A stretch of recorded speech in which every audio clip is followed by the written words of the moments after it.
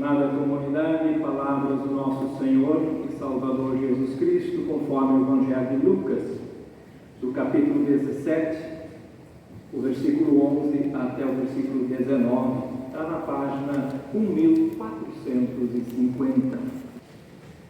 Jesus continuava viajando para Jerusalém e passou entre as regiões da Samaria e da Galileia.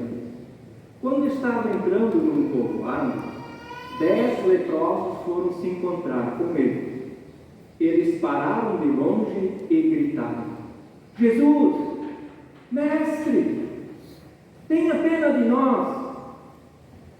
Jesus os ouviu e disse: vão e peçam aos sacerdotes que examinem vocês. Quando iam pelo caminho, eles foram curados. E quando um deles, que era samaritano, viu que estava curado, voltou louvando a Deus em voz alta. Ajoelhou-se aos pés de Jesus e lhe agradeceu. Jesus disse: os homens curados eram 10. Onde estão os outros 9? Por que somente este estrangeiro voltou para louvar a Deus? E Jesus disse a ele: levante-se e vá. Você está curado, porque teve fé. Que a graça do nosso Senhor Jesus Cristo, o amor de Deus, nosso Pai, e a comunhão do Espírito Santo esteja com vocês e comigo. Amém. Por favor, queiram assentar-se. Jesus é Deus conosco. Jesus é palavra de Deus encarnada em nossa realidade. E é palavra de Deus encarnada em constante movimento. Jesus caminhava ao encontro das pessoas. Hoje está a caminho de Jerusalém e para tal está passando pelas aldeias de Samaria e da Galileia. E ali ele foi abordado por um grupo de leprosos que de longe gritavam: Jesus, mestre, tenha pena de nós. O grito é para que Jesus visse a sua miséria e a sua desgraça como um todo. A compaixão pedida por aqueles leprosos não consistia apenas num pedaço de comida, mas em vida e vida com dignidade.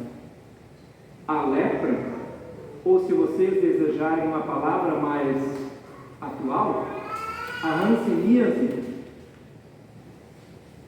era uma doença e é uma doença assustadora por ser contagiosa. Ela passa de uma pessoa para outra pelas gotículas da saliva e ataca o corpo todo. No decorrer da história da humanidade, através de muitos mecanismos de controle, isolou-se os leprosos do resto da sociedade. Um isolamento que era vitalício, ou seja, até que a morte os levasse.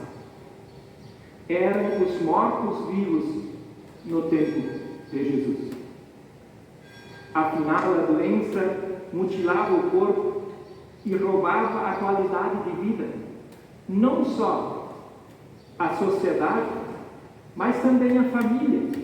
Afastava a pessoa doente de qualquer convívio familiar, social. E creio, inclusive, eram afastados do convívio dos irmãos e das irmãs da comunidade. Hoje, essa doença tem cura e o seu tratamento é oferecido pelo Sistema Único de Saúde do nosso país.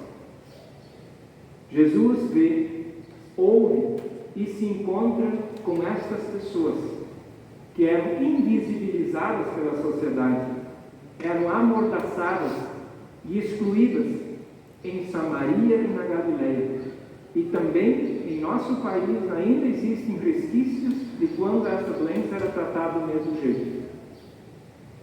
E sem distinção, Jesus acolhe essas pessoas e lhes dá a orientação: vão e peçam aos sacerdotes que examinem vocês.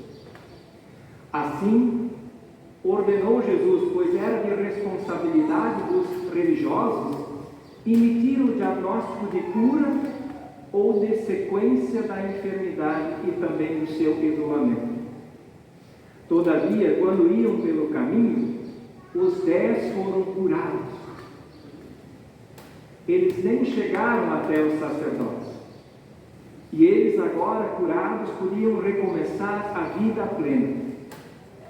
Um dos 10 leprosos, o samaritano, retorna para agradecer.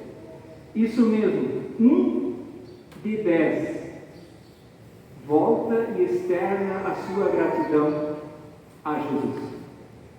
Talvez você esteja indignado com a ingratidão da ampla maioria. Todavia, vem comigo. Você já se imaginou longe dos seus, da esposa, do filho, da filha, do neto, por causa dessa doença, e de repente você está curado? Imagina comigo, você está anos e anos afastado dos seus, e de repente o teu corpo está com uma pele de bebê, firminha. É bem possível que você e eu estaríamos entre aqueles que saíram correndo para os braços da esposa, para os braços dos filhos, dos netos e das netas, ao encontro das pessoas amadas. Talvez nós estaríamos entre aqueles 9 que não voltaram para agradecer. Nada mais nós sabemos desse samaritano, mas é de se supor que ele sai correndo depois de agradecer a Jesus, também ao encontro daquelas pessoas cujos quais ele tinha saudade. Jesus lhe deu o que ele não tinha: vida, relacionamento com as pessoas queridas da sua casa e da sua comunidade. Jesus, no encontro com esses 10 leprosos, dá o que eles não tinham: vida com dignidade. E destes nós fazemos parte. Amada comunidade, sem Deus e sem a sua maravilhosa criação, nada somos.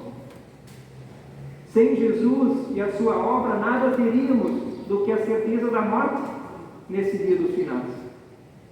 Sem a obra de Jesus, continuaria sendo a igreja que continua comprando o perdão dos pecados e dando um jeito para autossalvar-se. No dia 31 nós lembramos de que o justo vive por fé. Possivelmente o percentual do povo que se ajoelha diante de Deus e de Jesus para agradecer hoje também é de 1 para cada 10 que tem algum socorro e auxílio por parte de Deus. Sabem por quê? Porque além da gente morrer, a gente é ingrato. Além da gente ter a certeza da morte, a gente é ingrato. A ingratidão mina as relações entre pais e filhos, entre vizinhos, entre amigos, e também a ingratidão muitas vezes mina a nossa relação de irmãos e irmãs na comunidade e também na vida social. Ingratidão não é outra coisa do que eu dizer: se eu ganhei isso é porque eu mereço. A gente merece tem um peso enorme em suas dificuldades. A gente merece por qualidade. A gente merece porque trabalha. A gente merece porque vem de uma família boa. A gente merece porque a família desde sempre pertenceu a essa comunidade. Por isso aqueles que chegaram agora não são tão importantes que aqueles que chegaram há 10 anos atrás. No momento em que essa ideia se estabelece entre nós, eu mereço, acaba a gratidão, acaba a gratuidade, acaba a espontaneidade. E aí, alguns merecem ser os primeiros e muitos merecem a invisibilidade agressividade, a mordaça e a exclusão. A ingratidão é um grande problema entre nós. Jesus quebra essa lógica. Jesus vê, ouve, orienta e se encontra com as pessoas invisibilizadas, amordaçadas, excluídas da Samaria e da Galileia e também de todos os lugares, incluindo a gente aqui em Salvador. Por isso a gente se alegra em poder receber vocês de manhã como membros da comunidade. Aqui vocês têm lugar. Aqui vocês precisam ser vistos. Aqui vocês têm espaço para externar também a vossa fé em Deus. A gratidão nascida na fé como resposta a Deus pela vida, pelo que se é, pelo que se tem, leva ao desprendimento que beneficia outras pessoas, ao desprendimento que não está focado mais assim a eu ter apenas vantagens. Se Jesus me salvou, se Ele morreu por nós na cruz, automaticamente eu sou grato e essa gratidão tem que se refletir nas pessoas com as quais eu vivo. A gratidão pela cura leva a ações em favor de outras pessoas. A gratidão nos leva ao encontro e a amar as pessoas sem distinção. A gente nesta igreja não deve fazer distinção. Somos todos filhos e filhas do mesmo Deus Criador. Somos todos e todas frutos da graça imerecida de Cristo que morreu por nós na cruz. Bem como a gratidão nos faz voltar e se prostrar a Deus que nos salvou. A gratidão também se reflete na nossa contribuição para os trabalhos de Deus através de nossa comunidade. Hoje é uma boa oportunidade de você ofertar. A oferta vai ficar para a comunidade. Externe a vossa gratidão através dos caminhos de contribuição que nós temos na nossa comunidade.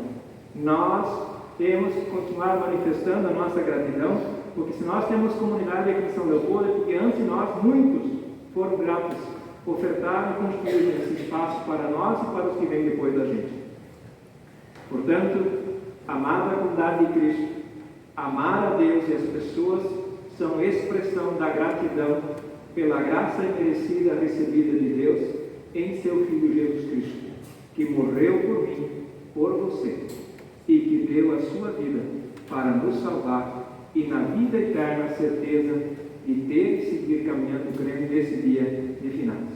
Que Deus nos abençoe e nos guarde e que Jesus nunca deixe de olhar para baixo, que Ele nunca deixe de nos enxergar e também de nos orientar para que a gente tenha vida e vida com dignidade. Amém.